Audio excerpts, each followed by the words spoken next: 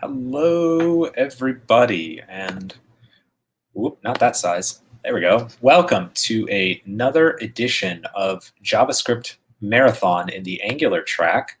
Today we're going to be talking about advanced Angular. Thank you, everybody, for being here. If you've been here before, any number of times, why don't you comment in the chat and let us know how many of these that you've been to. If there's anybody that's been here for every one of the Angular JavaScript Marathon sessions, definitely call it out. I want to say hi to you.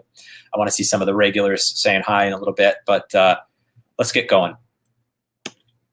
So my name is Rob Ocel. I'm a software architect at this.labs. You can find me online on Twitter at RoboCell. So if you have any questions stemming from this, any comments, any ideas for future sessions, anything like that, feel free to reach out to me at RoboCell. So it's just my name with an extra L. And I'm going to leave that as an Easter egg for all the people that have been here for every week, because I've told the story a few times now how that happened.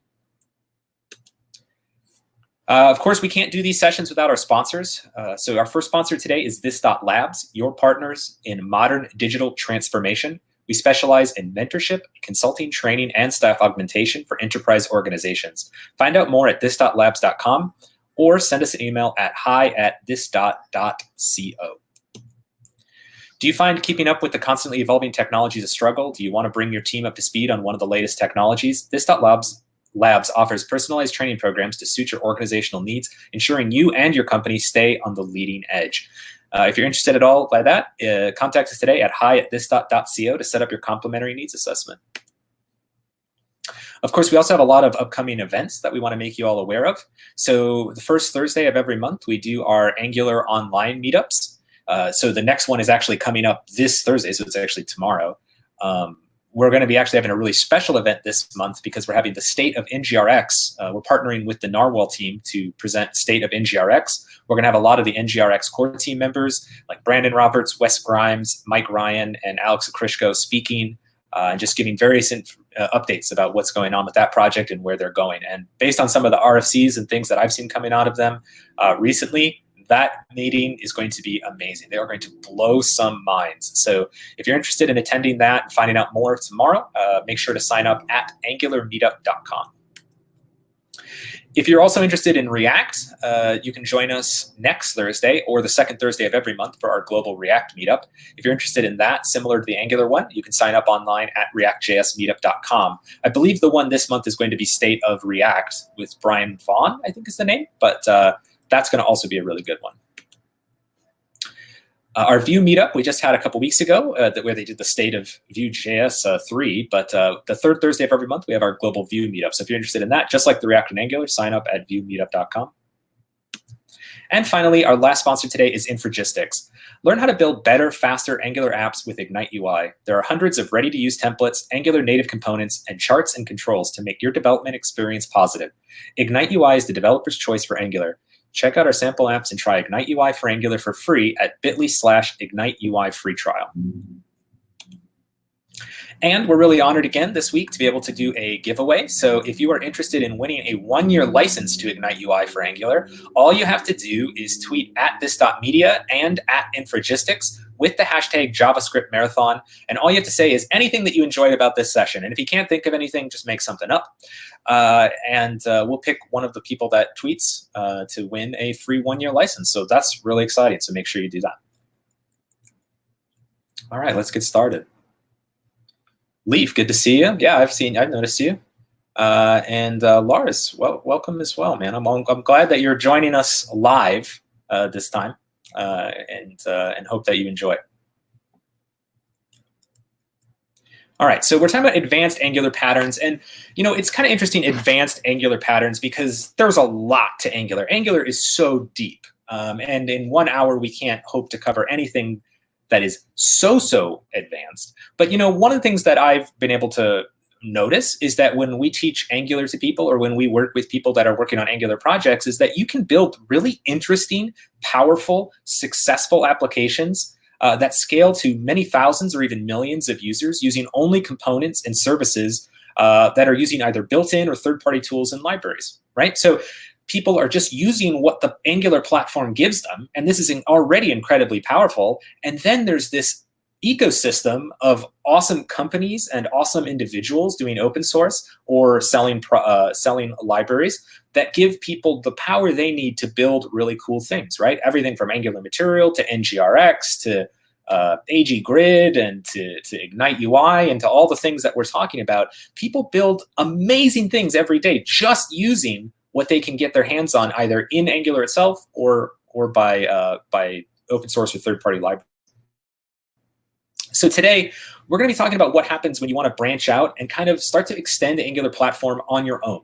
So we're going to be talking about things like pipes, things like interceptors, things like validators, things like directives, and just to give you everybody a little bit of a taste of what some of these libraries are doing underneath the hood, what you can be doing in your projects, so that you don't always feel like, oh man, I don't know how to do that, so I feel like I have to go find a third-party library or I have to buy something. Hopefully we'll give you some of the tools that you need to really get interested in extending Angular, really adding some power and some oomph to your projects.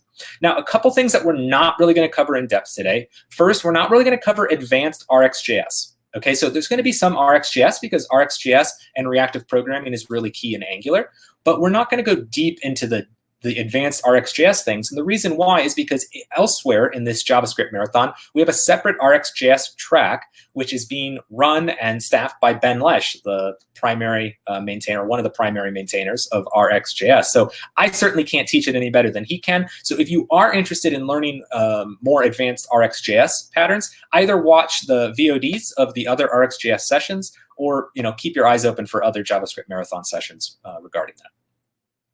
Another thing that we're not going to talk about today really is NGRX. NGRX is an amazing tool. I think a lot of people use it to do state management in complex Angular applications. But the reason that we're not going to cover it today is because we've actually already done 2 sessions on it. So we did, I came back and did a session, or I was here and did a session on it 2 weeks ago about NGRX advanced patterns. And then last week we had Frederick do a session on NGRX testing. So if you're at all interested in upping your NGRX game, those are definitely 2 sessions that you want to review from a couple weeks ago, but we're not going to go any deeper into that today.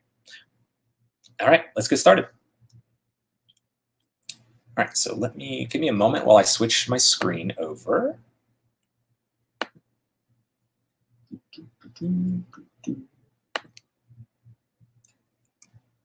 And if any of you have any questions, I'm happy to answer them along the way. I may not necessarily know the answer off the top of my head, but we can certainly look it up and try to find answers to it. So if there's particular things that you are interested in discussing in this session, definitely let me know. That's definitely true, Leaf. Learning anything from Ben Lesh is certainly a joy. Okay, let me share my screen one more time. The screen. Okay, so where are we? Let me make this a little bigger. Oop, oop, oop. I hit it on the wrong screen here. All right, let me make this a little bit bigger. So what do I have going here? What do I have going here? It looks like I've done a lot of pre-work, and the point is that I have. The reason why I have all these files already created is just in the interest of time. Anybody, as you all know, that works in Angular, that if you were scaffolding a bunch of these files and having to make sure that you're adding them to the app module and things like that, that can take time and that's error prone, what have you, especially when you're live coding. So what I've done is I have set up some file structures for things that we're going to go through a little bit of some playgrounds. So we're going to talk about directives, we're going to talk about interceptors, we're going to talk about pipes, we're going to talk about validators, and then see how all of that factors in. So again, if you have questions about anything else or about these, feel free to ask as we go through. Just to kind of show you what we have here is just some basic playgrounds. So what I'm going to do is I'm going to open up the pipes playground, and that's actually where we're going to start. So what we see here is we have in this pipes playground a input field, and that input field is a number. And what we're going to see is when we increase the number, nothing's really happening yet. But we do see some text a few seconds ago, and I think if we go up, it's going to say less than a minute ago. And if we make this 60 seconds, it's going to say a minute ago, and 120, it's going to say a few minutes ago. Okay, so here we are. So let's look into what we're doing here, what's happening, and how we're going to try and improve this. So let's go into our component here. And first of all, this is our component that we're working with, and this is this. So what we're doing here is something that a lot of teams do as a first instinct, which is to say, I don't have a particular piece of information or my data isn't structured the way I want to display it. And it's not necessarily trivial to know how to do it in my template. So what a lot of teams will do is they will bind to a function call.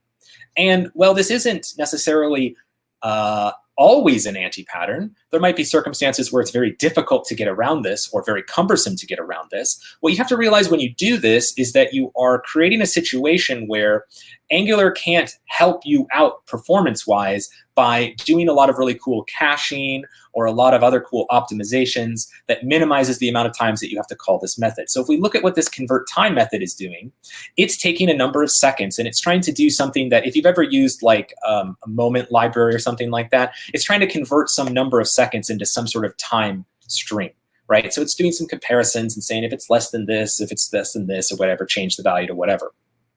And this, again, is fine. It will work, but we have to realize that what's basically happening is kind of like as this component is mounted, it's just sort of like periodically calling this function, right? It's kind of saying, hey, is this function still the same? Is this function still the same? Is this function still the same? Giving it the same inputs, but I don't know that it's necessarily pure out. So it's just calling it, it's calling it, it's calling it. And so this is going to be something that can be problematic for us. So what do we want to do? Well, first of all, what we can realize is that perhaps it's the case that this general conversion strategy is not necessarily something that we want, that it's not unique to this component. It's just something that we first used here. So it might be generic, it might be reusable, but it's also going to be something that we might want to just make into a simple transform. So what we're going to do is we are going to make a pipe for this. And so I have it set up already. It's over here. So it's the relative time pipe. And when we're creating a pipe, we basically give it the decorator of @pipe. So just like you have @component or @injectable or @directive, we have an @pipe. And we'll give it a name, relative time in this case. And then that will create a class, relative time pipe, that's going to implement pipe transform. And pipe transform is basically a interface that just sort of makes us put in this transform method. Now, in this transform method, we can kind of take whatever we want to take, as the value. This is basically the value that's coming into the pipe. It's what's being passed into the pipe, and then return whatever we want. Okay. So in this case, we need to take the number of seconds, which is the value we know is going to go into it, and then we're going to return a string. So basically, we just want it to be this method. And so we're going to take this method, and we are going to return that. So what we're doing here is if the seconds is less than 15, we'll say, that was a few seconds ago, right? If it's less than a minute, we'll say, less than a minute. If it's less than 2 minutes, we'll say it was a minute ago. Otherwise, if it's less than 4 minutes, we'll say it's a few minutes. Otherwise, we'll give a precise number of minutes, or else we'll say it's an hour ago and or more than an hour ago, right? Could we come up with more ways to separate this all out? Yeah, sure, we could, but this is what we'll go with, okay? And so this is as simple as it is, right? We know we have seconds as input, and then we just return the string output that we want. So if we save that, and then we go back to our pipe test component, and what we want to do here now is instead of calling this method, first, let's just make sure that we've cleared out the other thing. Okay, so just proof that I've actually set this up to work correctly. So now we're not getting any translation, but now let us use this pipe that we used. So we called it relative time. And if I save that, notice how it says a few seconds ago, right? And as this value is changing, it's getting updated because it's a new input to the pipe. But otherwise, it's staying constant to what it was before. And now we're at 15. Now we get less than a minute ago, right? 60 was a minute ago. We'd have to go up to 240 to get to 4 minutes ago, and so on and so forth, right? So a very straightforward, simple pipe. And I think maybe many people have used pipes like this, but you'd be surprised how often you have missed opportunities to do this.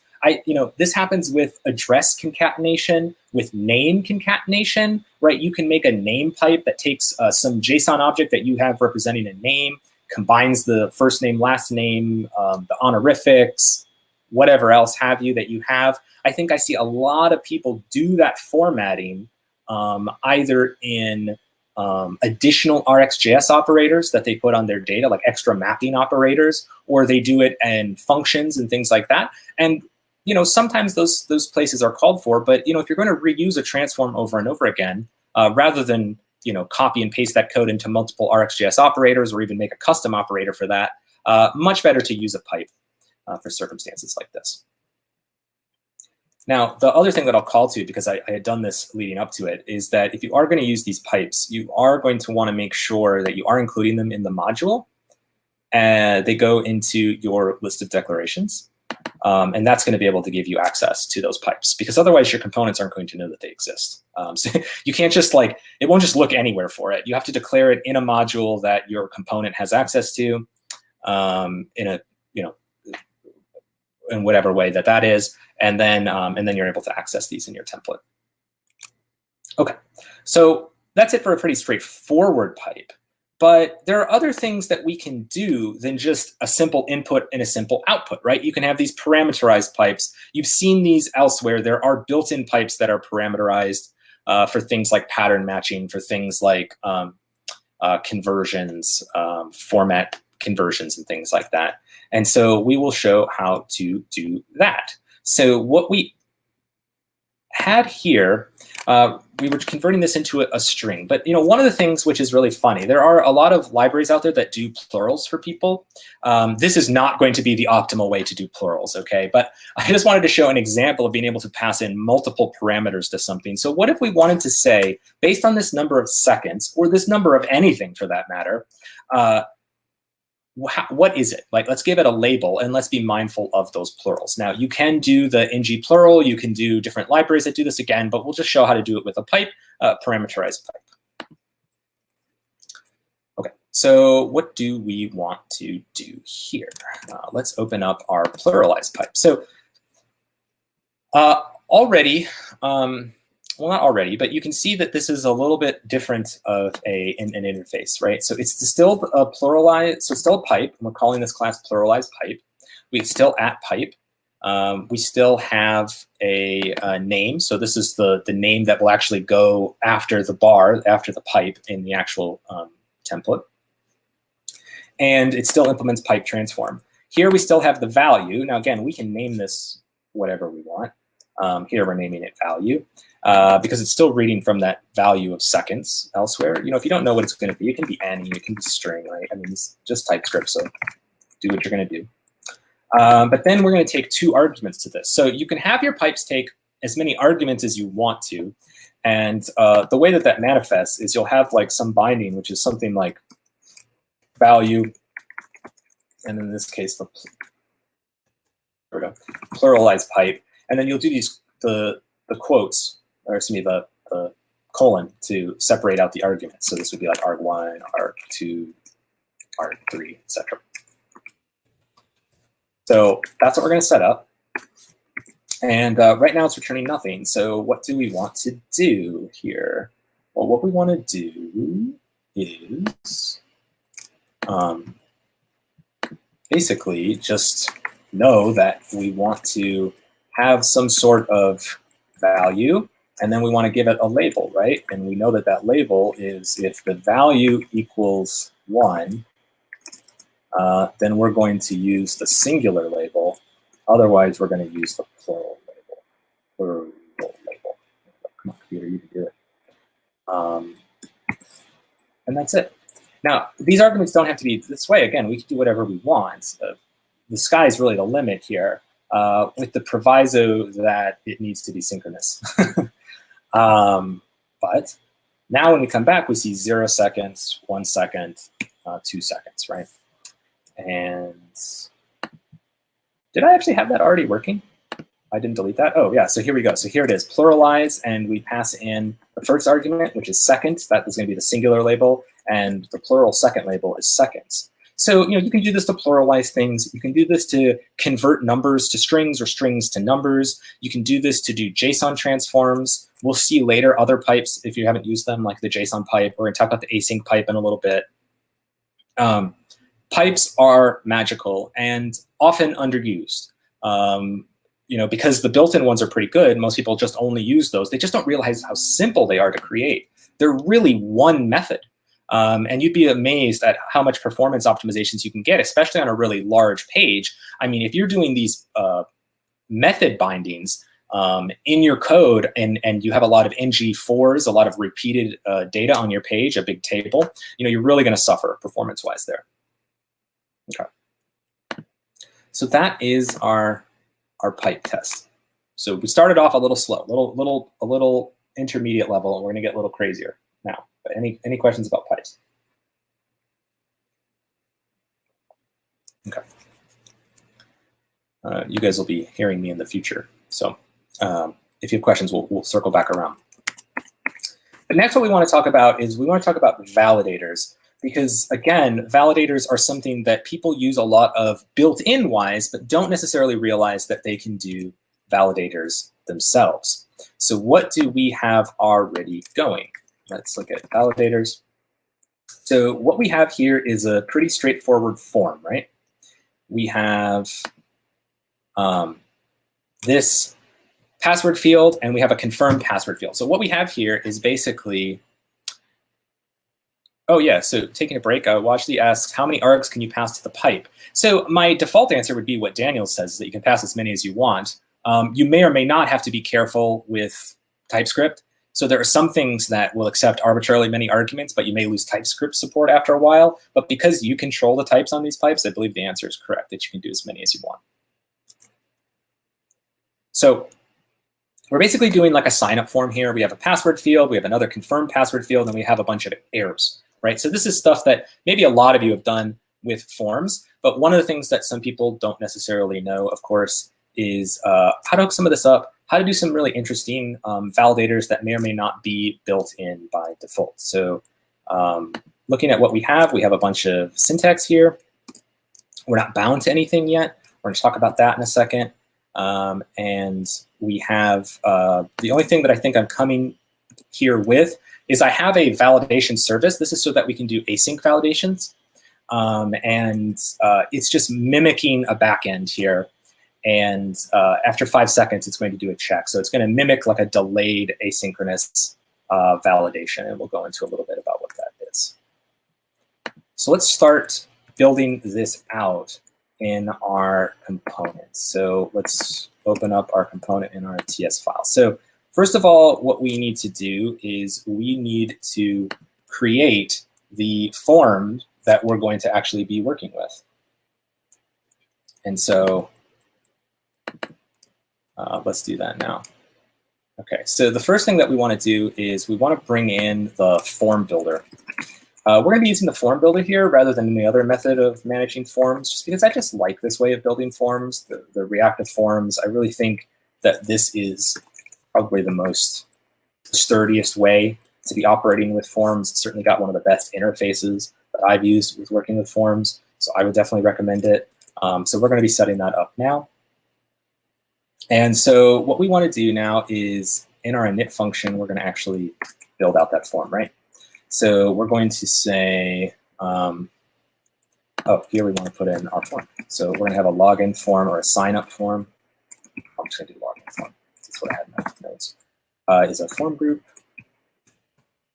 And here we're going to have this.login form equals this.form builder. Okay, so we're going to activate that form builder, and we're going to make us a group. And in that group, we're going to start adding in some controls. So the first control we're going to have is the password control.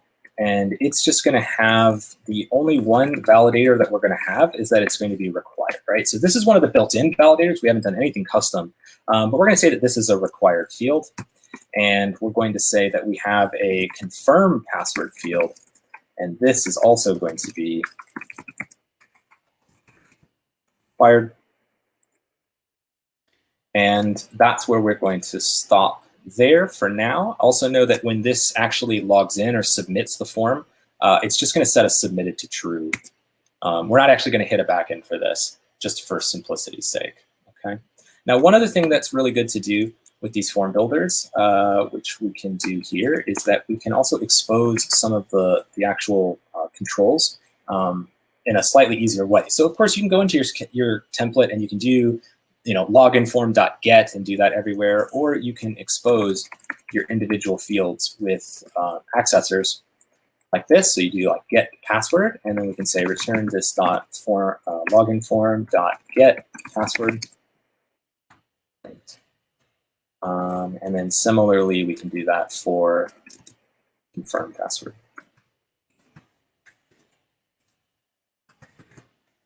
And that's just going to give us a little bit of syntactic sugar to get access to the fields the way that we want to have them inside of our template. Okay, so far we have this very basic form here. Now we have to actually like hook it up. So how do we hook it up? Well, we go in here, of course, and we will set up our form group on our form. So we're going to do login form. And then we know we have a submit, or we know we have a ng submit. It's going to be login. Okay, we know we have that. And so we know we have this password field. So what do we need to do here? Here we need to do form control name to bind it to the correct part of the form builder that we were doing. So here we're just getting, if anybody's unfamiliar, the form builder is basically giving us like this sort of really well documented, really well developed sort of utility for accessing, for managing these forms, for getting whether they're valid or dirty, or when their value changes. You get all these really, really, really cool utilities in that reactive form group that we created. And then what we're doing is connecting the pieces of that to the individual UI elements that will drive that part of it. And it just does so much work for you that you would otherwise have to do for yourself. It's just so nice to do that. So that's all we're doing here. If anybody's unfamiliar, is we're just connecting the pieces that we've already built to the pieces in our UI. Okay, so now we have this. We come down here, and this is another form control name. Password. Done that, so hopefully that's still built. Okay, still built, and then if I do this now, I should see the whole form disappear. And the form disappearing means that it actually is submitting appropriately, which is good. Okay, so the other thing that we can do now is we can start making some things be a little bit more interesting.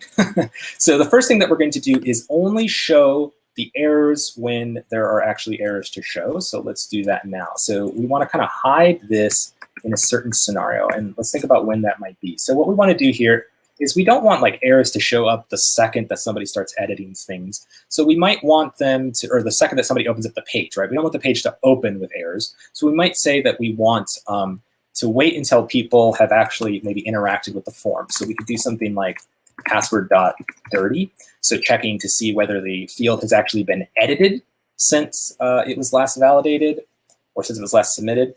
And also we can do password.touched to make sure that it's actually been accessed, or touched, excuse me, to mean that it's been accessed. So either it's been changed or it's just been accessed. And we'll go password.invalid here. So what we want to do is we want to show these errors if it's invalid in some way. We don't exactly know why it's invalid, but we know it might be invalid in some way, okay? And so now if we open this back up, we should see now that all the error messages related to password are gone. And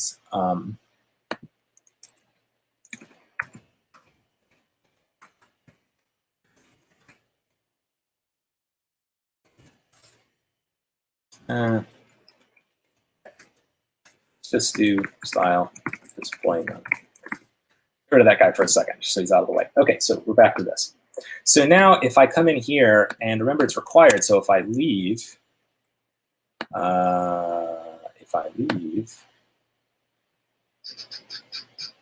validators required. If I leave password dirty or password touched and password.invalid, what should I do?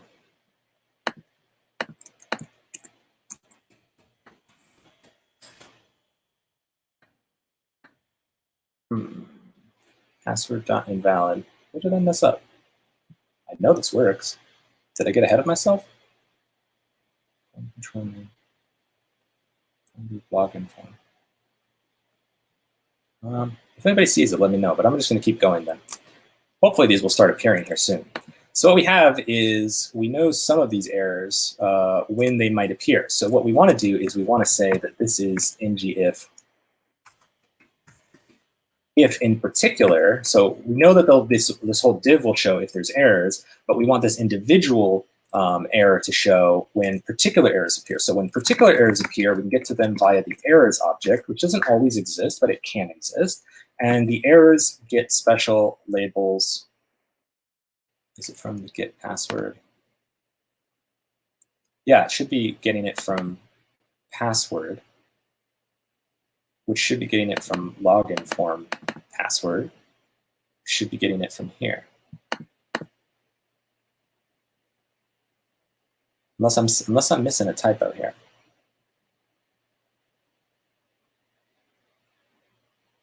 So I don't think I am. Anyway, like I said, we'll keep going. If I need to, I got some notes I can copy stuff over if I somehow type out something and I just, for some reason, I'm blind. It always seems so obvious when you're watching somebody code. And from this side, it's like completely not obvious.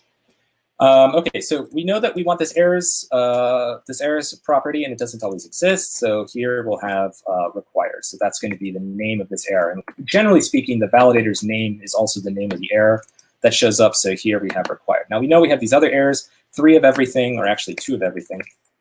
And this password is not allowed. And we don't know what causes those to happen yet. By the way, I want to make these class. Oh no, class error was up there. Okay. So we know we want these. So for now, we're just going to hide these. So these are here. So now,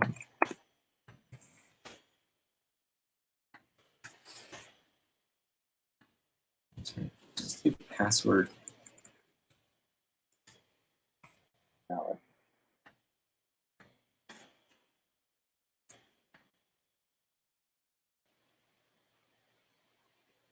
Okay, so now we're actually causing errors for ourselves.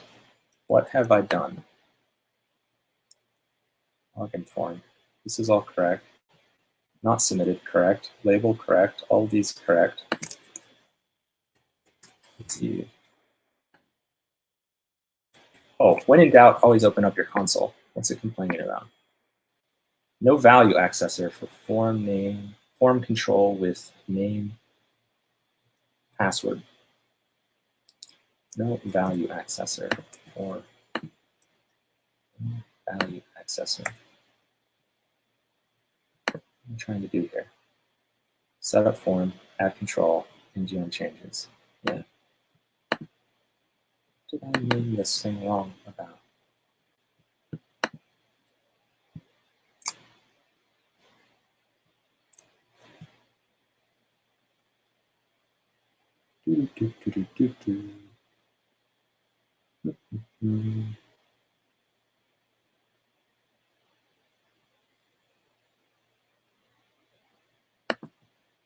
Does anybody see it? What am I missing here? Login form equals this stuff. Form builder dot group object. That's the key.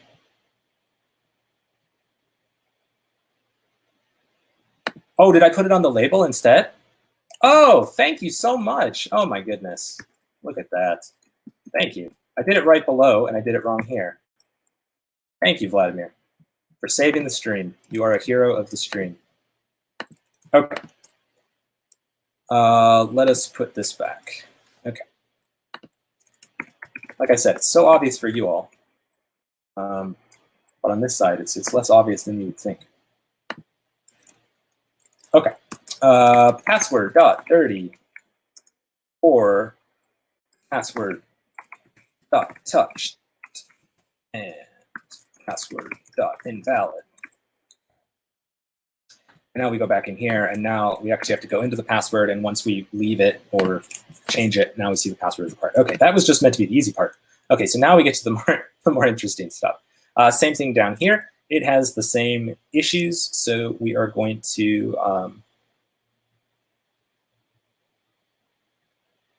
Oh, interesting that I made these different. Oh, that's because it is a different class of error. Okay, so for now, we'll leave that. For this, please confirm the password. Okay, so what we need here is the same string, basically. So here are the errors for the other control, which we just have to change this to confirm password. And that should make those errors disappear. So this is a shared set of errors, so we'll make these disappear entirely for now. We'll keep doing this display none, just to declutter the screen. Okay, all right, so now we are here. So now the other thing, of course, that we want to do is we want to make our button disabled when the form is invalid. So this is, again, another awesome part of the form groups is that you can do login form.invalid. And so in this way, now we're not going to be able to submit until our thing is valid. So if we have this and we have this, we're going to get this, and so we have to do that and we have to do that. And now they are good to go.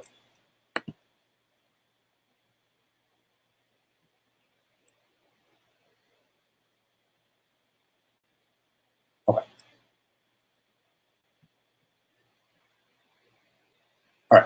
All right, so that is it. Okay, so let's actually get to the part that was interesting, or supposed to be interesting. Let's talk about some custom validators. So let's talk about validators to do with individual forms first, because these are interesting. So again, there's a lot of built-in validators. We used one of them, the validator.required. So what do we actually have to do when we actually make our own validator? It's relatively straightforward. A validator is actually just a function that accepts a control and then returns some set of validation errors, which is really just an object with strings, keys, and Boolean values on the other side. So what do we want to do here? We want to check for a pattern validator.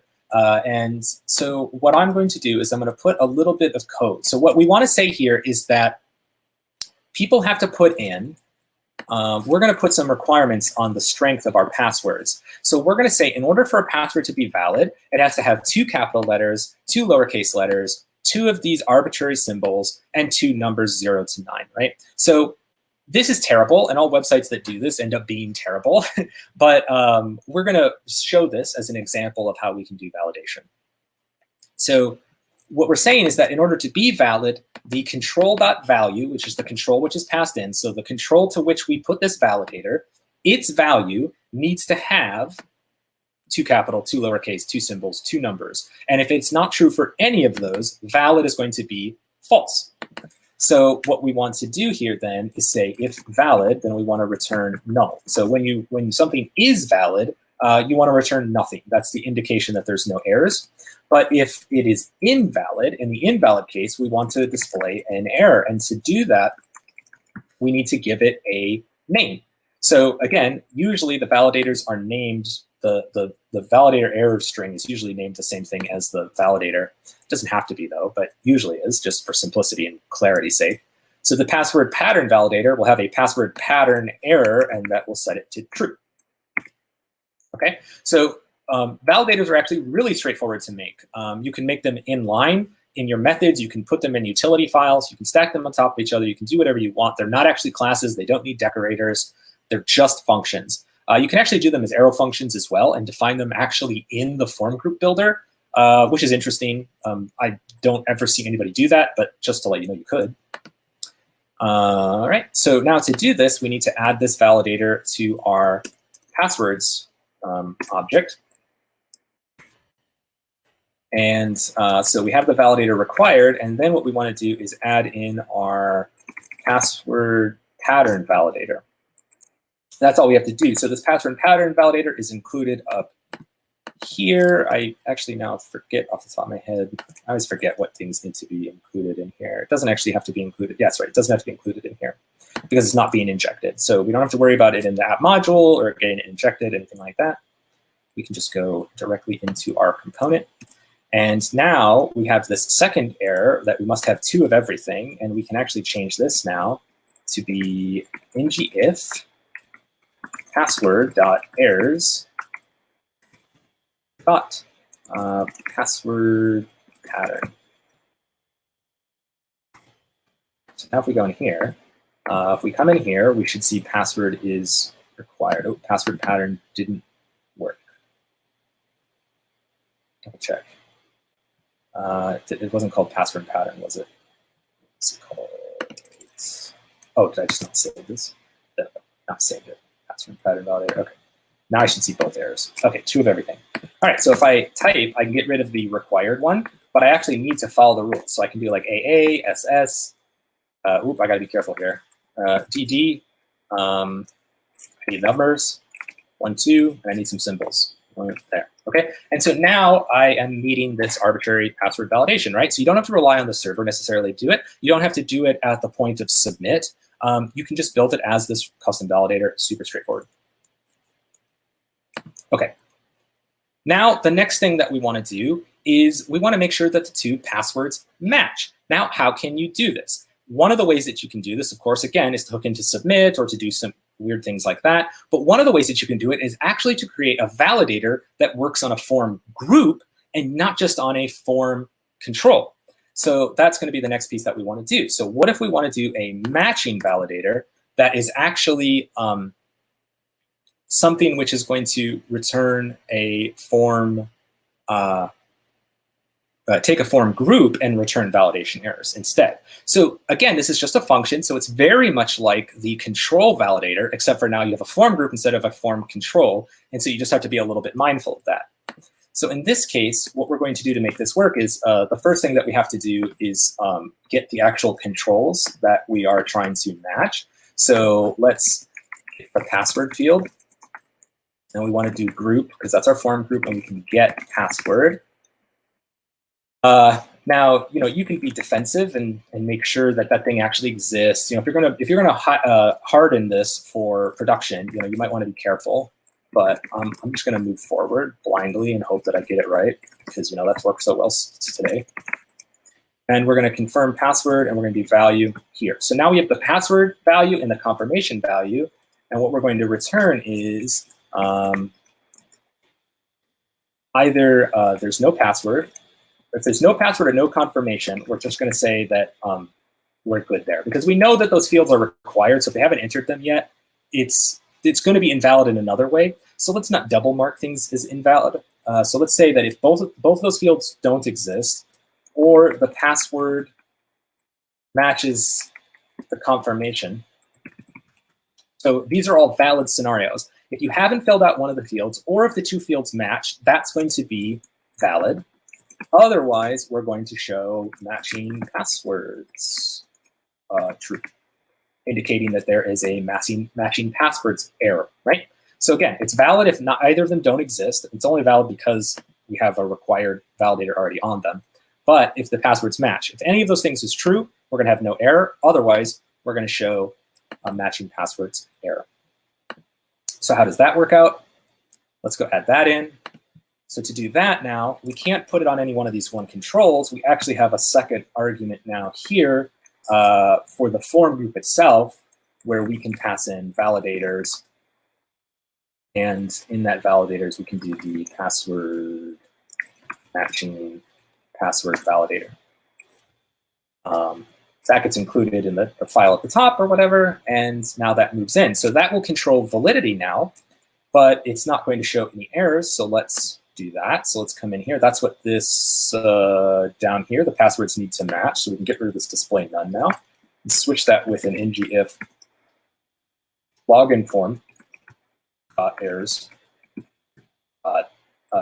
matching passwords. Right? So let's go back in here and let's make sure that we have A, and now let's go to B, and now the passwords don't match. But if we do A, now the passwords match. Voila. This is something that a lot of people don't take advantage of. Again, form group validation. It's an incredibly powerful concept to combine, to validate groups of fields together. You can do any business logic that you want to. You can do it synchronously or asynchronously. It's incredibly powerful, and I think a lot of teams bend themselves into knots not realizing that they can do that. Okay. Next thing is what if we wanted to check, now this isn't good security practice, but what if we wanted to check to make sure that the user wasn't using a password that we didn't want them to have? Like what if we were keeping a list of passwords that are known to be compromised in some way, and we wanted to make sure that the user wasn't picking one of those? The only way that we might be able to do that is to access it via the server. So we need to actually get access to a server to do the validation. And so one of the things that we can do here is to create an async validator. And so that's what we have here, is this forbidden password validator. Now, the reason that this is a class and not a function as it has been elsewhere is because we actually are, we need the injector here. So we're using the injector to get a validation service. Now this service, again, remember, it's mocking HTTP. It's mocking as if it was a server, but we're going to pretend like it's actually hitting a server and asking whether a password is fine. So this class, so that it can get access to the injector, it's a class, and then it exposes this validate method. And now this validate method should look familiar to you. It's taking a control, and it's returning back now not a set of validation errors, but a promise or observable to get validation errors, right? Because it's asynchronous. So by default here, we have it set to none. But let's look at what this might look like. So we know we need to use that validation service. So we're going to do the validation service. And it has a validate password method, and we're going to pass in the password. So we know we have this control. And so we're going to take that control value, which is the current value of that control. And we're going to pipe that. So we're using RxJS here. We're going to pipe that and map. And what happens is we're going to get back a Boolean from that service. Now, again, you might get different data back from this service, but for our service, is going to return a Boolean if it's a forbidden password. And so if it's forbidden, we know we want to return forbidden password true. Otherwise, we're going to return null. And if we happen to hit an error with the server, we're just going to give people the benefit of the doubt that they don't have an error. So we're not going to make them pay for server errors. But you could make this an error, though, if you wanted to. You could make this server error, whatever. You can make it whatever you want it to be. But we're not going to hold people accountable for server errors. So we're going to return null if we get an error from that service, which we won't get an error from that service because I'm implementing it locally. But this is the basics of how you would implement any asynchronous validator. It's very similar to the synchronous validator, except we're just dealing with observables or promises and not simple values. If we go back to our component now, this is where things get a little bit more tricky, within reason, though. So we don't actually put the validators together, the async validators together with the other validators. They're recorded differently so that Angular can track them differently. So what we need to do, or what we're going to do, because we also want to change a little bit of the behavior, is we want to change the second configuration object to actually be an object instead of an array. So when it was an array, it was just assuming it was validators. But because it's going to be more complex than that, we're going to switch it over to an object. This object is going to have a validators property. And this is where we can get our validators back, right? So we can get validators required, and then validate, what does it need to be? It's a pattern, password pattern validator. And then we know we want some async validators. And here things get a little interesting. So we need to get access to that async validator service thing that we were working on. So here we need to actually bring it in, and we can call it, what did I call it? I called it forbidden validator. Forbidden validator service. Forbidden validator. And so here we have this. Save, that'll bring it down. And we need to get access to it here. So we're going to do the validate function. So remember, that's the actual validator, is the function on this that does that. Oops, this needs to be this time. this dot that. Okay.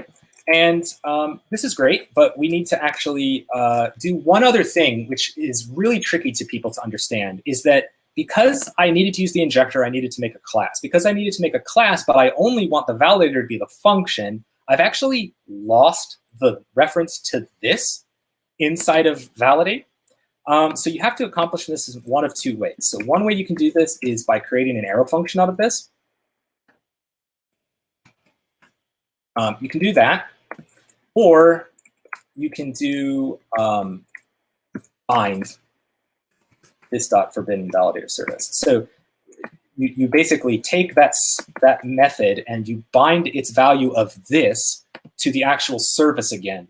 And this will give it access to the service that it actually needs. If you don't do that, it's like I'm trying to make a call out to an injected service, but I don't actually know what this is. It doesn't exist. So async validators, because they often need the injector and you implement them this way, they end up having this interesting circumstance with binds. So it's just something to be aware of. The last thing with async validators that we're going to talk about is that because they are asynchronous, you may not want them to happen on every single key press in an input field because you might spam your server. So we can change how often our validators fire by changing the update on proper to be something else. So for example, we can set it to blur. Now all our validators don't occur while we type. They occur as soon as we blur the field. And now all of our async validators are going to be working. So let's set that up here. If password.errors forbidden password is good there. Now, one other thing is, remember we had this validating password. Just to show everybody what that looks like, we can do ngIf. You can actually get access to that. You can do password.pending. Password.pending. Password.pending. Yeah, this field, pending, meaning it has an asynchronous validator that's still operating. And then we can come down here and we can say, well, I don't want anybody to submit if they're still running the validator. So I want to do login form.pending. So if there are any asynchronous validators operating, I also want the submit button to be disabled. Okay, so here we are with our field again. So now again, if I come in here and I don't type anything, I get my errors. And so if I delete that, okay, and now I need to confirm these two passwords. Okay, so now what's going to happen, the asynchronous validator isn't happening yet. Because it gives the synchronous validators a chance to operate first. So we're going to actually force it to make the call to the server. By making all the synchronous validators correct, now the asynchronous validator fires, and I see no, wait, I see no error? Why do I see no error? Forbidden validator. Forbidden validator service. It's not allowing me to do AA11 capital. Is that not what I have? AA11 capital. Okay, so let me see if I typoed.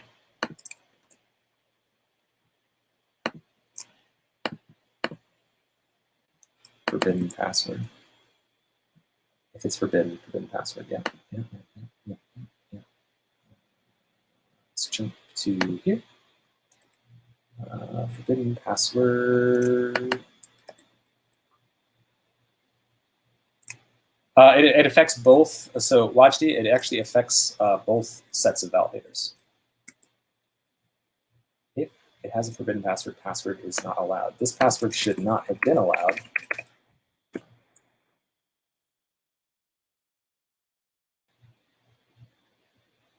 Okay, it isn't allowed. It's just taking a second to work.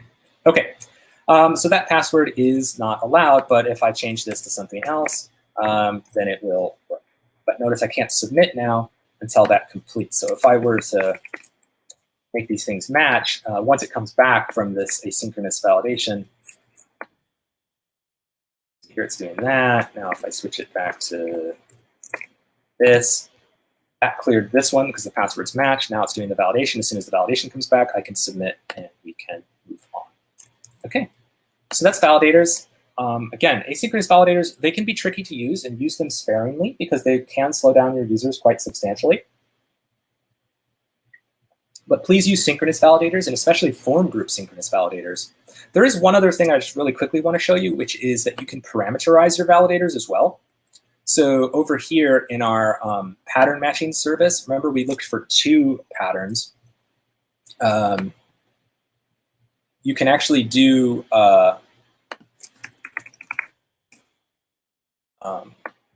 you can actually parameterize this.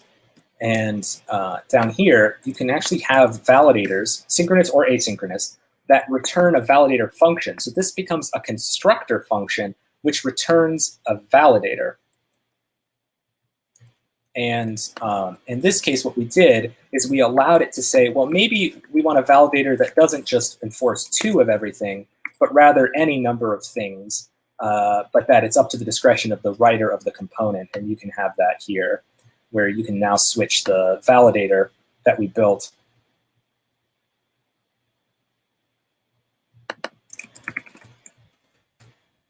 pass it 3 instead of 2. And now it's going to make me, remember this was a valid password before. It still says 2 of everything. That's just because we would have to hook that up. But now if I go back in and I add 3 of everything, now it'll work. Okay. All right. Let's cover one more topic. And let's talk about interceptors. Okay, so interceptors are really cool because they interceptors are really cool because what they allow you to do is to make changes to HTML or HTTP requests externally without necessarily having to do them in every single service that you want to have to interact with. So let's open up the interceptors piece so that y'all can see what we're dealing with. So interceptors, what we have here is we can set a user. So like I can type Bob, and I can set that user Bob. And then I can get a number. And that number is going to go out to the random.org website. And it's going to get a number. So it got 3. Now it got 2. It's a number from 1 to 6. So it's like rolling a dice, or rolling a die. Here's what that looks like. So we have 2 buttons, one that changes the user, one that gets a random number. We have a simple input bound with ng model. We're not using form builder here just for simplicity's sake. And then we're just showing some data. What does that look like in our template? It looks like this so far. So when you get a random number, it makes a call to random.org. You don't have to worry about that too much. And then it's going to console log the number, and it's also going to put the number onto the screen. Okay, so we're making this call to HTTP, and now we're going to look at some different ways that we can influence this. Okay, so the first way that we're going to try and influence this, is by proxying the result. So what does that mean? What that means is instead of contacting HTTPS random.org, what if I just wanted to pretend as if this was like a local API, and I have /proxy/integers and then the rest of it. And I want that to actually make sure that it goes to random.org. So just to show that this breaks, if we look down here, we go to the network tab, we'll close this tab. What's going to happen when I call get number is it's going to fail, and it's going to fail because it's trying to call an API that doesn't exist, right? So let's fix that. So let's go to this proxy interceptor. So an interceptor is implements HTTP interceptor. It is an injectable element. So it could be injected into root automatically for you. Otherwise, you have to include it into your app module, which you have to do. Actually, you have to do that anyways. And I'll explain what we have to do to get that to turn on. But the interceptors take an intercept method, and it gets 2 things. So it gets the request, so the outgoing request that was made, and then it gets a next, which is a handler. And so, and it returns an observable of HTTP event. Okay, so by default, an interceptor that does nothing simply lets the expression, the request, go through. And to do that, you do next.handle request. Okay, so next is that handler. You say handle the request I was given. But now we can decide to do more complicated things here if we want to. So let's say that if the request URL, so the request has a bunch of different fields on it, but if the request URL includes proxy, okay, so if somebody's trying to get to a URL that includes proxy, we want to actually do something a little bit special. So what are we going to do? Well, here we are going to return next.handle. So we know we need to do next.handle no matter what, but we need to now determine what it is that we need to do. Well, the thing that we do is we actually do request.clone. So we're going to make a clone of the request, but we're going to change something about it. So what are we going to change about it? Well, what we're going to change about it is its URL, right? So the new URL for the request is going to be request.url.replace, and we're going to replace the proxy part with https www.random.org. Okay? So, you could imagine you could use something like this, that if you wanted to just go to /API, and then depending on which environment you're in, you could go to different servers for your staging server, your production server, your development server. This is one way that you can do something like that. There are other ways that Angular provides to do something like this, but I just want to show you an example of what you can do. So one of the things that you can do is basically proxy requests. All right, so now we want to turn this on. To turn this on, we actually have to go back to the app module. And when you go to your declarations, or excuse me, your providers, you have to put in these sections for providing HTTP interceptors. So you provide HTTP interceptors, use class, the interceptor you created. Okay. If you only have one, I think you don't have to put multi-true, but we're going to do more than one at a time. So we're going to do multi-true to indicate we're going to have multiple of these. But we can have this interceptor. So now if I save this, I should have activated this proxy interceptor. And now remember, this wasn't working. It should now work again. Huzzah, it works. So my actual request in my component is to /proxies whatever. But what this interceptor did is got a hold of that request, and before it went out to the wire, switched the URL, and then sent it back on its way. And everything else just behaves as if nothing happened. Okay. Let's try another interesting one. Let's try caching. So with caching, this is a very rudimentary caching situation, of course. But let's just say that we want to make another interceptor. And in order to have a cache, we need to actually have a cache. So let's just have an object. And so one of the things that we know we want to do, we can do something fancy. Like if the method of the request is not equal to get, we don't want to cache post request. That seems weird. Only if somebody's trying to get data, we want to simplify that. But so if it's not a get request, well, again, just handle, we'll just pass it through like nothing happened. Or we can go and try to see strategy for catching errors. It's a great question. We may get a chance to get back to it in a moment. Const cache hit equals this dot cache. Request that you actually will get back to it in a second. So if you hold on one moment, we'll get there. So if we're looking for something in the cache, we're going to look for it here. So if we have a cache hit, what we're going to do is actually return of cache hit. And you're like, okay, well, what is cache hit? What is it? What is its type? We'll get to that in just a second here. But if we got something out of the cache, we're just going to return an observable that returns that thing. Okay. But if there's nothing in the cache, then what we need to do is pass it through. But we need to now add a little bit extra. So we need to actually listen to the result, the response. And so the first thing that we're going to do is do a tap operator, because we don't want to actually change the shape of the return value, but we do want to respond to it. So what this gets back is an event, an HTTP response, or it's an HTTP event, excuse me. And we're going to do an operation here. And so what we're going to do is if event instance of HTTP response. So if the response was successful, event is going to be an instance of HTTP response. If it was an error, it won't. It'll be different. But what we'll do is this dot cache request.url. So for that URL, we're going to say that the response was the event. So we got an HTTP response when we made a request to a certain URL. And so if that succeeds, we're going to store that in our cache. Okay. And then that's basically it. So that's all we need to do there. So you were asking how you would handle errors. This is one of the ways that you can get for catching errors with the interceptor.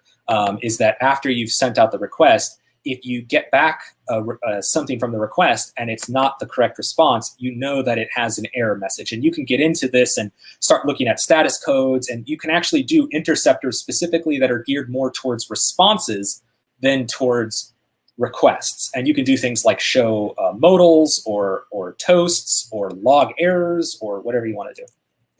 So you can hook up logging in this way for errors for your API. This is no longer reachable. Okay, so that is that. Now let's turn this caching interceptor on, and let's see what happens. So now what's going to happen is you're going to see down here that we're going to make a call out to the database, right? Now, when I hit this button again, I should see another request go out. Well, I shouldn't, but I would expect it to. So I hit the button again, it doesn't. And if I look at my console, remember we were logging these, every time I hit this, I'm getting a new value. It's actually processing correctly, but the request, the interceptor is catching that I'm trying to do the exact same request again. It's caching the result and it's giving me the result. Now, when I'm looking for random numbers, do I want to cache random numbers? No. But so you can actually, again, just like we did with the proxy, you can only turn caching on only for certain endpoints or when certain things are true about the headers. You can make this, customize this in a million different ways. This is just meant to show you that you can actually prevent a request from going out to the network at all with a cache using this interceptor, and that's not integrated into your services. That's integrated entirely through these interceptors, sort of put on top of everything. So I'm going to turn off the caching one because that's actually going to cause me problems, right? I actually want to make calls out to the server. Let's talk about one last one. Okay.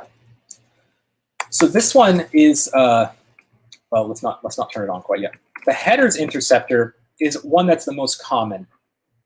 So I include it just so that everybody can see what it is that we are, where will you use this the most often? And the place that this is used most often is to put like headers into your authorization headers into your requests. So a lot of times that you do that in all your services, like constantly, like, oh, put the authorization header, put the authorization header, put the authorization header.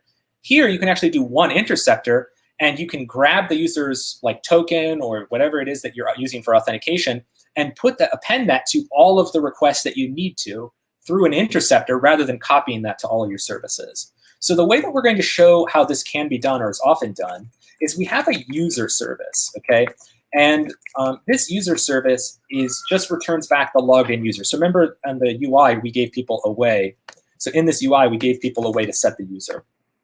This is going to be relevant.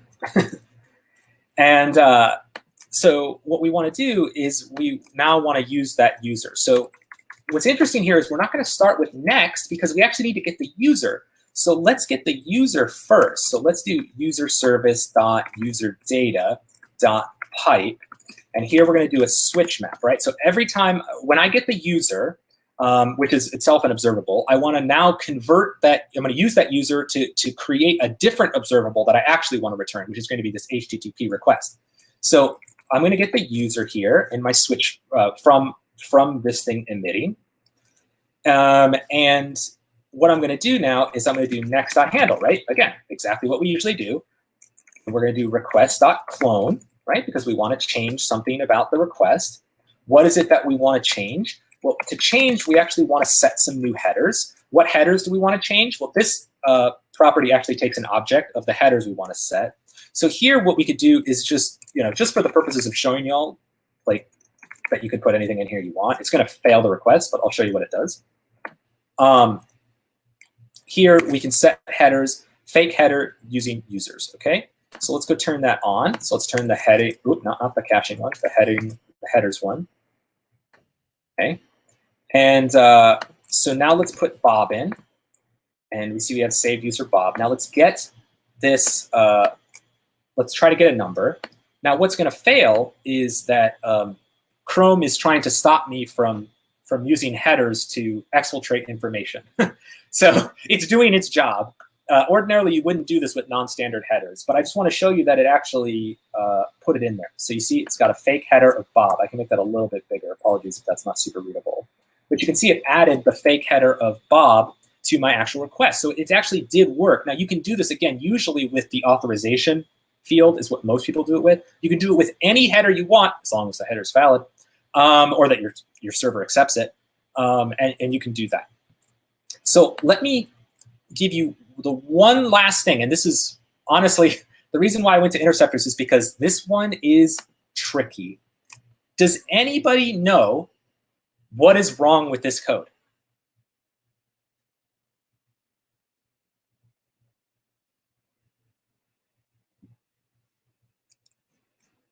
Here's what's wrong with this code. For a moment here, I'm going to just pretend like I didn't clone the request, okay? Again, ordinarily, if I was going through the trouble of getting the user, I would put it in my authorization field. This API does not take a bearer token or anything like that, so I can't pass it that. So let's just pretend that that's what we actually did here, was we manipulated that request to accept that new header. Let's not do that. What is wrong with this code? It doesn't look like much is wrong with it, but there actually is something wrong with it. And to show you what's wrong with it, I'm going to go here. So, okay, so we made this change. We'll save that. This will load. Okay, so what we're going to do is we're going to set the user to Bob, okay? And I'm going to clear this tab. And what I'm going to do is I'm going to get a number, okay? Number was 1. I'm going to get a number. Number is 6. I'm going to get one more number. Number is 1. Okay, so now I've gotten 3 numbers. Now I'm going to change the logged in user to Susie. Watch the network tab. Boom! What is that? 3 requests went over the line. This is a really common problem when using interceptors that pull data from another observable, like a behavior subject service or an NGRX selector or what have you. And the reason why this happens is because in my component, I'm not unsubscribing from this HTTP request. Now, a lot of times people might put this into an async pipe that'll do the right thing. But here, I'm just subscribing to this observable, and then I'm pulling the data out of it.